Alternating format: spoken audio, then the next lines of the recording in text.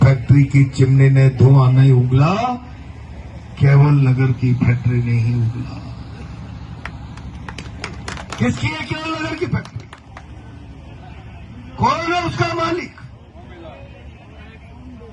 और इसीलिए मैं आज कहना चाहता हूं,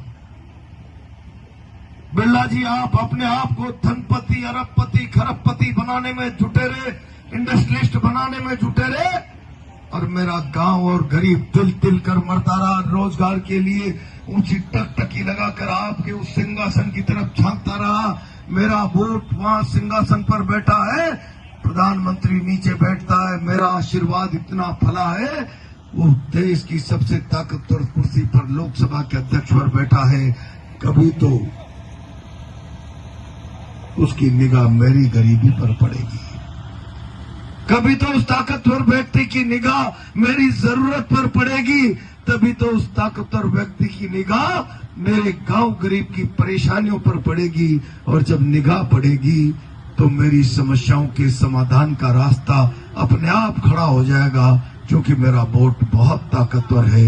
लेकिन बिरला जी, लुटियंस जोन की सत्ता के आनंद में आपके काला चश्मा लग गया, और अब आप काला चश्मा हटाकर जनता की निगाह अपने ऊपर डलवाना चाहते हो। अब तुम्हारे चेहरे पर जनता की निगाह नहीं जाने वाली है, ये मान करके चलना तय कर दिया जनता ने।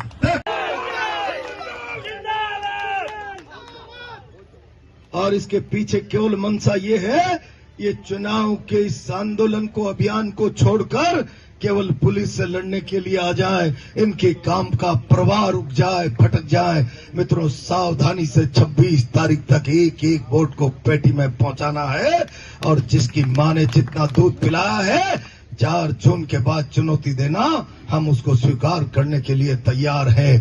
कांग्रेस का कार्यकर्ता अब तैयार हो गया है अंगद की तरफ पांव ठोक कर मैदान।